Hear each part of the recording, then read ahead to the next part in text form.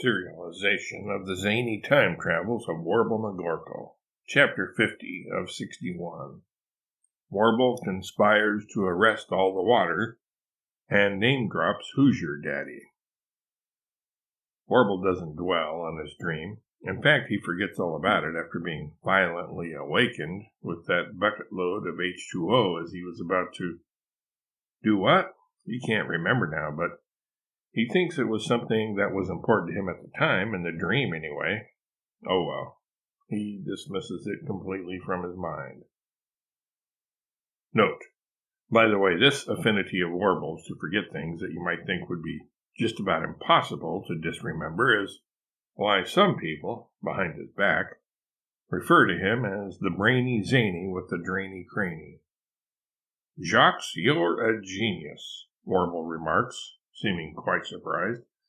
At least, he continues in a lower register, you're a junior genius, an adjunct genius, or a genius in training. You've given me another one of my great ideas. Of course, my agile mind would have alighted upon it eventually anyway, but you sped things up a little, so I'd gladly throw you a little crust of recognition, a bone of commendation. What have I done? Is all Jacques has to say to that. Water! You brought to my mind thoughts of water.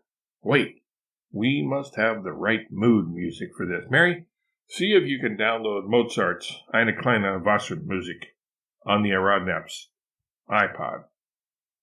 Warble, Ward says, grinning, putting his hand on his employer's shoulder. I think you mean Handel. Don't tell me what I mean, Robespierre, and get your grubby mitts off of me, you buffoon. Go fondle your own Handel, Warble growls. Ward's body English, when translated into written English, goes something like this. Okay, whatever, I was just trying to help. And he backs off, both literally and figuratively.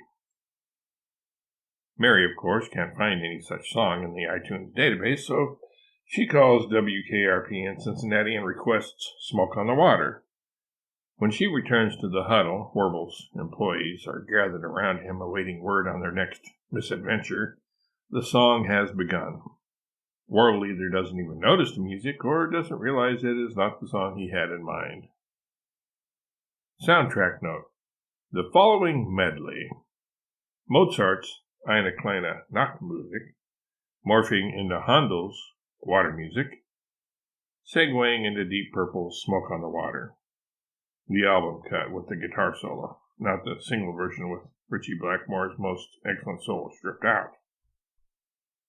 Water, water, water. Water is the elixir of life, Warble begins. Water is the wave of the future. We've got to secure our nation's rights to all the water that ever graces it by falling from the sky, or passing over it in the form of water vapor clouds to you dunderheads. We must arrest the water so that it can never leave us. You know the beautiful and classic poem by Emerson. If you love something, set it free. If it comes back to you, well and good. If it leaves, hunt it down and kill it. But Warble, that doesn't rhyme, Mary complains, wrinkling up her face. Do not wrinkle your visage so, sweetums, Warble strongly suggests. Who says it has to rhyme? Are you questioning the artistic sensibilities of Emerson, Lake, and Palmer, the great poet laureate? Anyway, Warble goes on, waving his hand dismissively, the real point, the crux of the matter is this. If we don't even give water the opportunity to leave us, we won't have to kill it. We arrest the water, and it is ours forever. Arrest the water, Warble? Albert asked. What on God's green earth do you mean by that? We will impound it, Albert, Warble replies. We can't let it run free like an escaped convict or a latchkey teenager. We've got to impound all the water so that we always know where it is, and we can use it where we want, when we want. Water should not have a mind of its own. We are its masters. We are its lords.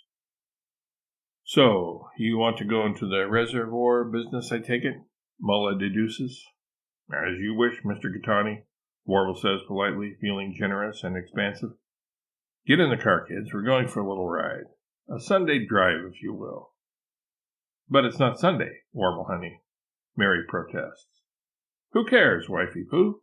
Warble smiles at her. Sunday is more a state of mind than an actual day of the week, anywho. Hey, you rhymed, Albert notes. Yeah, so I did, Warble agrees. Not realizing it until then, but acting as if it were intentional. Maybe I could have given my old rapper friend from Indiana a run for his money, if I had time for such tomfoolery as scribbling poems. You had a rapper friend from Indiana? Comfy asks, incredulously, imagining Warble probably thinks Michael Jackson was a rapper, rather than Warble's alleged friend being a genuine hip-hop stylist like Quadrivian Quartertone, who, as everyone knows, uses the stage name One Sick Puppy, or perhaps Gary, Indiana. Soundtrack note. Do not, under any circumstances, play Going Back to Indiana by the Jackson 5 here. Instead, play Gary, Indiana from the musical The Music Man. Who's your daddy? Warble informs Comfy, happy to trot out his famous friend, name dropper that he is. Ask your mama, Comfy replies hotly. Why? What would my mother know about Who's your daddy? Warble asks, confused.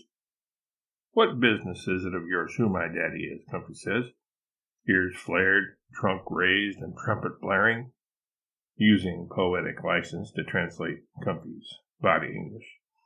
I asked you, Consumer Warble, and I want an answer. Who is this rapper from Indiana you claim to number among your friends? I told you, Comfy. Who's your daddy? Hoosier and I go way back. He used to be a copywriter for my string of used car lots before he had a mid-20s identity crisis and became a famous hip-hop artiste, well respected among music critics for his insightful and incisive lyrics.